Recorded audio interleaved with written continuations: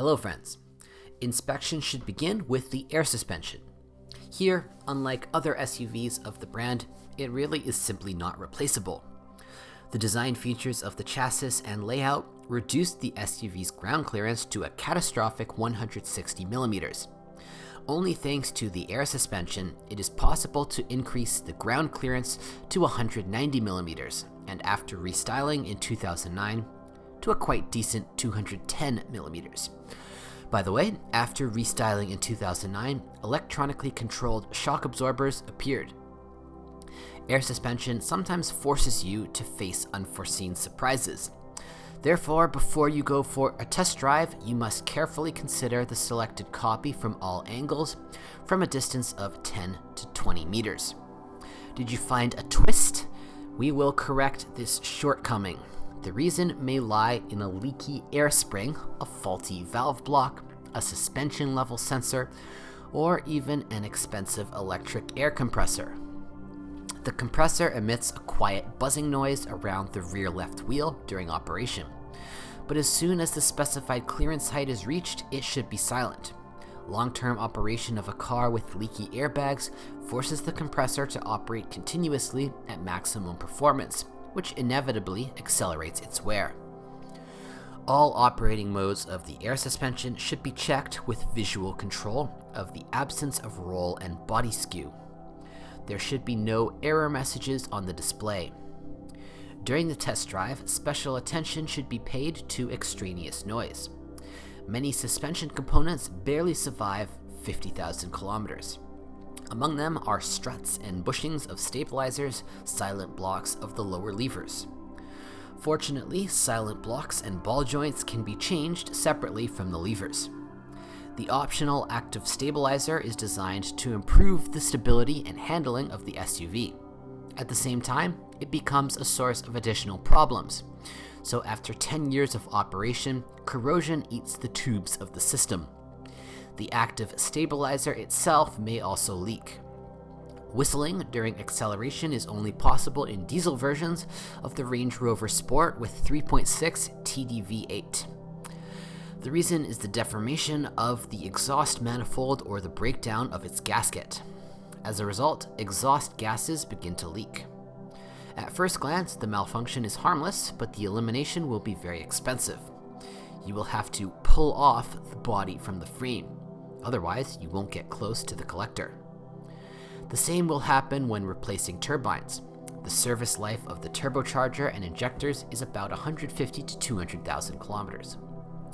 In 6-cylinder turbo diesels with a volume of 2.7 and 3.0 liters, the EGR valve, or cooler, sometimes annoys. In addition, cases of damage to the crankshaft and rotation of liners in diesel V6 are known, design flaw. At the same time, many copies have covered more than 600,000 kilometers without such incidents. When replacing glow plugs, a couple of pieces will almost certainly break off. In the 3.0 TDV6, the valve cover often cracks. When replacing the timing belt, the fuel pump drive belt also requires an update every 100 to 120,000 kilometers. The injection pump drive belt is located on the back of the engine.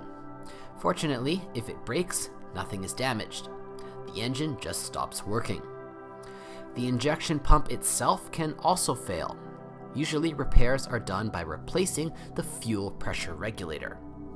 Particulate filters appeared in diesel models with a VIN number from 8A in 2008.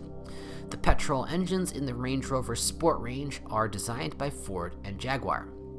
They are reliable, but not without flaws. A 4.2 liter with a mechanical compressor sometimes causes air leaks in the intake system or requires the replacement of an additional supercharger cooling pump. A 4.4 liter aspirated can mouse due to a malfunction of the VVT gas distribution clutches.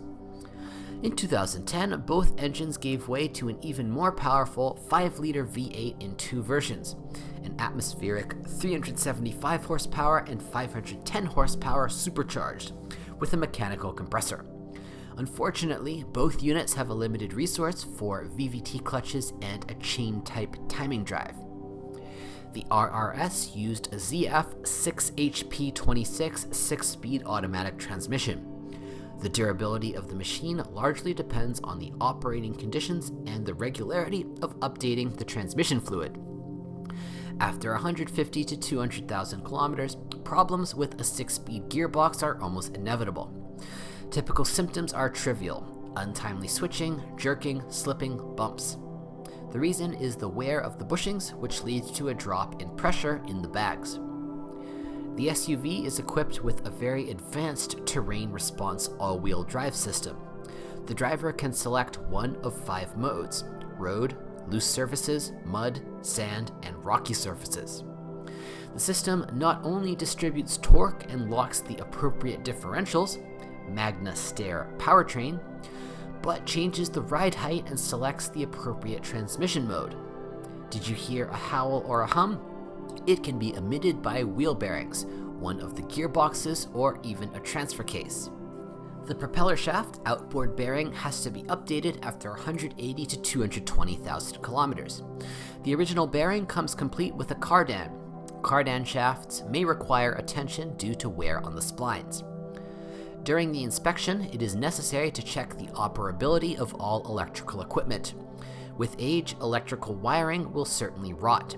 In particular, this affects the performance of the parking sensors.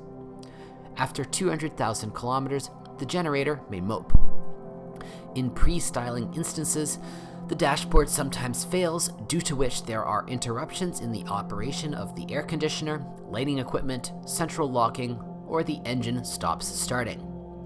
Worth a look under the bottom. Cars that do not take baths after mud and salty roads may appear red underneath. And after 9 to 12 years, corrosion affects the rear fenders, arches, and sills.